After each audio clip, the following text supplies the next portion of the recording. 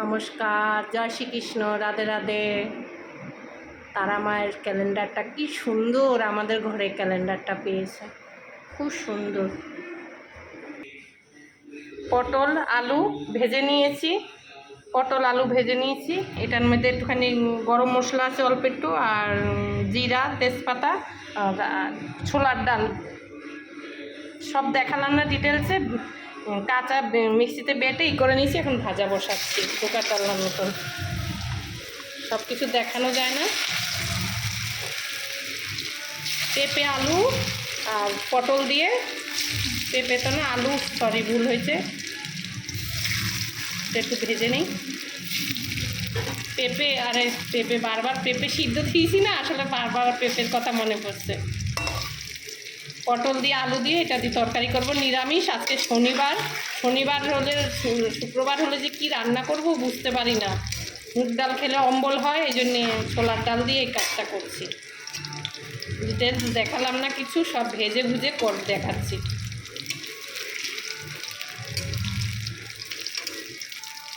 আসলে গান চলছে, বাচ্চাগুলো গান শুনতেছে, এই জন্যে একটু ডিস্টার্ব হচ্ছে।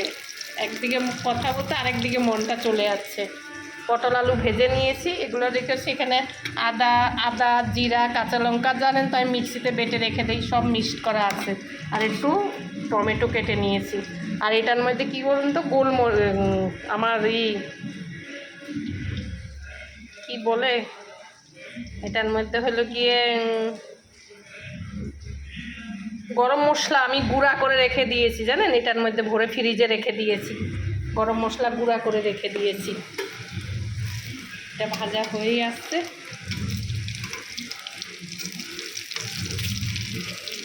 পটল আলু দিয়ে আর বড়া দিয়ে ডোকা দিয়ে তরকারি করব, নিরামিষ যেতে। এই দেখুন গরম মশলা আমি গুঁড়া করে রাখছি মিক্সিতে, দেখছেন, এই দেখাচ্ছি আপনাদেরকে। আপনারা এরকম করে রাখবেন। দেখছেন আমি গুঁড়া করে রেখে দিছি, ফ্রিজে রেখে দিছি যেন খারাপ না হয়। এখন তো বৃষ্টি, ওই জন্যে গরম মশলা আমি গুঁড়া করে কৌটায় ভরে রেখে দিছি, অসময় যেন কাজ হয়। যখন কারেন্ট থাকে না, ঘরে গরম মশলা থাকে না, তখন সুবিধা আমার করতে। আপনারাও বুদ্ধি খাটিয়ে করে রেখে দেবেন। আমি বেশিরভাগ তো ঘরের জিনিসই ব্যবহার করি। আর একটুখানি গরম মশলা তেলে কেন দেবো বলুন তো, তেলে দিলে না আলাদাই সেন্ট বেরোয়, সুন্দর একটা গন্ধ বেরোয়। একটু গুঁড়াও দেবো, একটু ইয়েও করবো। ভাজা হয়ে গেছে, নামিয়ে দিই। সব রেডি করে ফেলছি, এখন একটা একটা করে ঢেলে দেবো। এই যে ভাজা হয়ে গেছে ধোকাগুলা সব, এই যে তেলটা হয়ে গেছে, সব ভাজা আছে, শুধু করতে সময় লাগবে না। ফোড়নটা সব একসঙ্গে দিয়ে দিচ্ছি।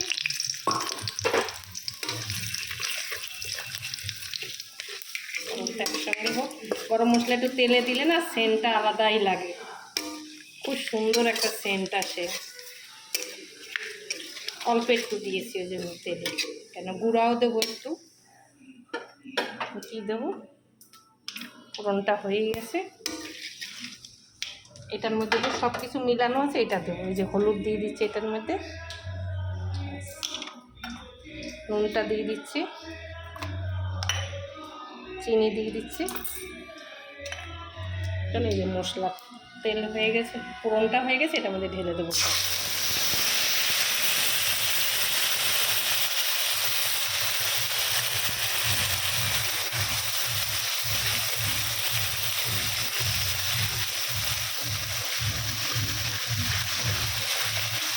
টমেটোটা দিয়ে দেবো, কেন সব ভাজা তো সময় লাগবে না।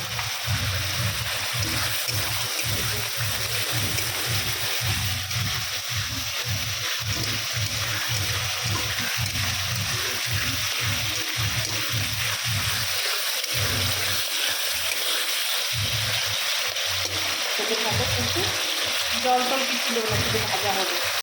মশলাটা হালকা ভাজাই হয়ে গেল, এখানে ভাজাগুলো দিয়ে দেবো, পটল টটলগুলো দিয়ে দেবো।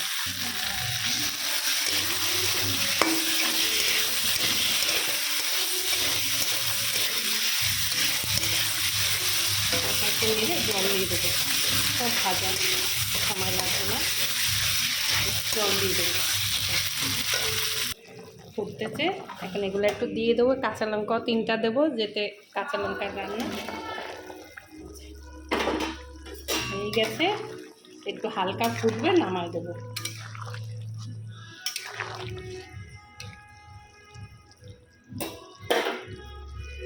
নিরামিষ তরকারি করে খাবেন, এরকম ভালো লাগবে।